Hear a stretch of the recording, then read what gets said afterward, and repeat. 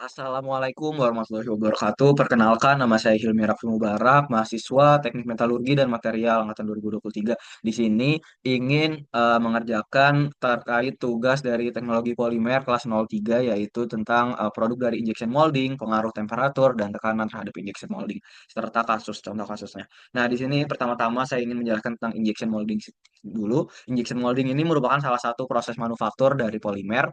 Nah, yang umum digunakan untuk produksi massal dan bentuk kompleks serta dimensi yang presisi. Jadi caranya gimana? Jadi pertama raw materialnya itu adalah pelet plastik. Bisa PP, HDPE atau yang lainnya. Lalu dimasukin ke feed hopper. Di sini ada feed hopper, dimasukin ke sini peletnya, lalu di sini dipanaskan. Dipanaskan hingga dia meleleh.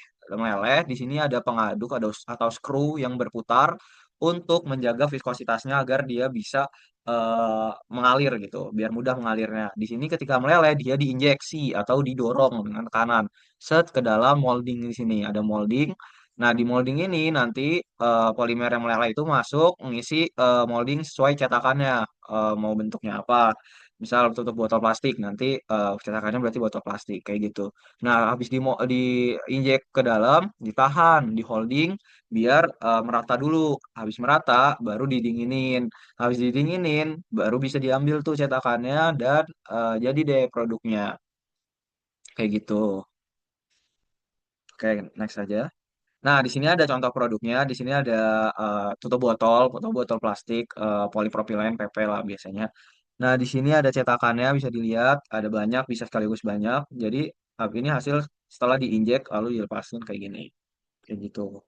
Nah, terus di sini ada faktor yang mempengaruhi dari hasil injection molding. Yang pertama ada dari temperatur. Fungsi dari temperatur ini untuk mengontrol aliran, pembekuan, dan penyusutan. Ada tiga jenis temperatur di injection molding yang biasa digunakan, yaitu melt temperatur, yaitu suhu ketika material plastik tersebut meleleh atau melebur untuk menentukan viskositas dan kemudahan aliran ke dalam cetakan. Lalu ada melt temperatur, yaitu suhu dari permukaan cetakannya yang mempengaruhi kecepatan pembekuan dan tingkat penyusutannya. Lalu ada cooling temperatur, ya suhu pendinginnya untuk menurunkan suhu produk setelah terbentuk di dalam cetakan kayak gitu. Nah, di sini ada pengaruh dari temperatur sendiri. Misal dari melt temperaturnya terlalu rendah, nanti lelehannya bakal terlalu kental. Jadi dia sulit buat ngisi bagian-bagian yang sangat kecil, bagian ulir dan tipis gitu. Nanti juga hasilnya bisa permukaannya kasar dan bentuknya tidak sempurna karena nggak ngisi ke yang kecil-kecil kayak gitu. Lalu kalau melt temperaturnya terlalu tinggi, dia materialnya bakal terlalu encer sehingga mudah mengalami degradasi termal, warnanya bisa kekuningan ataupun dia bisa juga gosong atau timbul burn mark. Nah, atau dari mold temperaturnya, misal dia terlalu rendah, pembekuannya akan terlalu cepat sehingga tegangan sisanya tinggi dan terbentuk sing mark. Sing mark ini tuh kayak cekungan kecil di permukaan kayak gitu. Atau bisa kalau mold temperaturnya terlalu tinggi, pendinginannya bisa terlalu lama, tapi dia permukaannya halus. Nah, dan bagus, namun waktu produksinya lama, jadi nggak efisien gitu. Biayanya nanti mahal karena energinya besar. Nah, kalau cooling temperatur sendiri, misal dia terlalu rendah, berarti pendinginannya kan terlalu cepat. Penyusutannya bisa nggak merata, sehingga mudah melengkung ketika dikeluarkan atau terjadi warpage defect, Mas, disebutnya. Lalu kalau terlalu tinggi, dia pendinginannya terlalu lama, menyebabkan permukaannya halus dan bagus. Namun, seperti kayak tadi, waktu produksinya lama, jadinya mahal karena energinya besar kayak gitu. Di sini ada contoh kasus dari penelitian yang dilakuin oleh Dana Abulandari dan kawan-kawan. Ya, dia meneliti tentang pengaruh suhu mold terhadap cacat zinc mark pada tutup botol 200 ml bahan polipropilen. Nah, di sini metodenya dia menggunakan variasi suhu cetakan yang berbeda-beda, ada 20, 30, 50, 80 derajat Celcius. Lalu tutup botolnya itu bahannya PP, lalu dia menggunakan di sini nggak langsung eksperimen, cuma dia pakai simulasi dari SolidWorks Plastik 2022.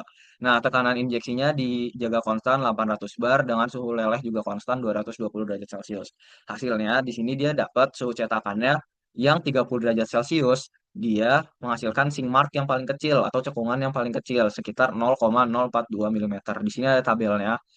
Jadi cetakan yang 30 derajat Celcius dia yang paling optimal.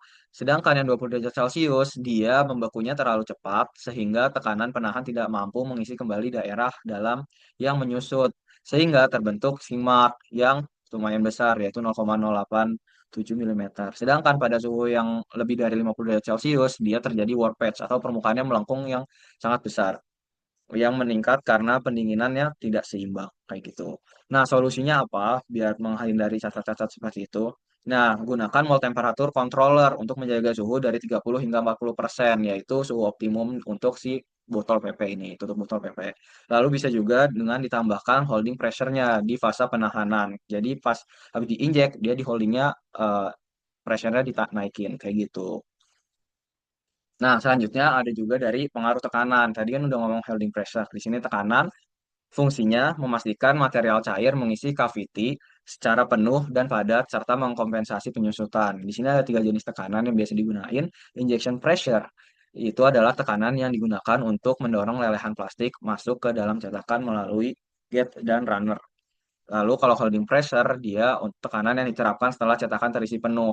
Jadi pas ditahan gitu untuk mengonvensasi penyusutan volume akibat pendinginan. Lalu kalau back pressure itu tekanan saat skru menarik material kembali atau plastisasi bertujuan agar lelehan homogen dan udaranya bisa keluar kayak gitu. Nah, di sini ada pengaruhnya. Misal dari injection pressure-nya terlalu rendah, cavity-nya nggak bisa terisi penuh karena viskositasnya kan masih tinggi ya. Jadi permukaannya cenderung kasar. Lalu kalau injection-nya terlalu tinggi, viskositasnya sangat apa ya? Sangat rendah malah. Jadi dia materialnya malah bisa bocor dari cetakan atau biasa disebut flashing sehingga kausan moldnya meningkat. Lalu kalau holding pressure-nya terlalu rendah, penyusutannya tidak terkompensasi sehingga terjadi sink mark atau cekungan yang tadi dan rongga udara. Atau kalau holding pressure terlalu tinggi, dia materialnya keluar dari cetakan. Flash juga, tegangan sisanya tinggi, dan bisa terjadi warpage. Nah, kalau back pressure-nya terlalu rendah, lelehannya bakal nggak merata dan bisa muncul gelembung udara. Nah, tapi kalau dianya back pressure-nya terlalu tinggi, nah waktu plastisasinya bisa lama banget, energinya besar yang dibutuhin, lalu materialnya juga bisa overheat. Kayak gitu. Nah, di sini ada kasus juga penelitian dari eh, Amalia AF Ramadan dan kawan-kawan. Di sini dia meneliti tentang pengaruh holding pressure dan holding time terhadap defect short shot, flash, dan berat produk dari cap galon. Di sini ada metodenya dia menggunakan variasi tekanan dari holding pressure-nya yaitu 210, 240, 265 dan 290 bar dengan waktu penahanan 0,4 sampai 1 detik. Lalu produknya itu menggunakan tutup galon berbahan HDPE dengan ya variabel konstannya melt 230 derajat Celcius, melt 45 derajat Celcius dan injection pressure 700 bar.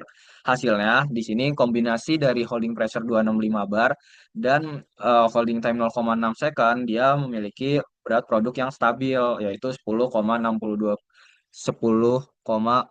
10.627 gram tanpa cacat. Nah, pada tekanan kurang dari 240 bar, dia mengalami short shot atau produknya nggak bisa terisi penuh, kayak nggak bisa ngisi cetakan penuh kayak gitu. Karena membakunya terlalu cepat. Namun kalau tekanannya lebih dari 290 bar, dia malah keluar dari parting line, keluar dari cetakannya atau terjadi flashing kayak gitu. Nah, solusinya yaitu ya atur holding pressure-nya sekitar 60 sampai 70% dari tekanan injeksi utama atau injection pressure-nya.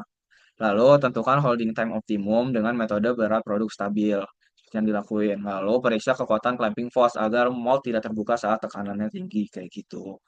Nah, jadi kesimpulannya, temperatur dan tekanan adalah dua parameter yang saling berinteraksi dalam proses injection molding. Keduanya sangat berpengaruh terhadap produknya. Lalu temperatur yang ideal itu tiap bahan itu memiliki beda-beda, bisa dengan 30 derajat Celcius atau 45 derajat Celcius itu beda-beda sesuai dari bahannya. Nah, temperatur yang ideal memastikan aliran material lancar tanpa terdegradasi dan mencegah cacat sink mark atau wear patch. Sedangkan tekanan yang optimal menghasilkan produk padat dan halus tanpa short shot maupun flashing. Nah, studi kasus juga yang tadi udah menunjukin kalau keseimbangan antara temperatur dan holding pressure merupakan kunci untuk menghasilkan tutup botol dengan dimensi yang presisi, permukaan rata, serta efisiensi waktu produksi tinggi.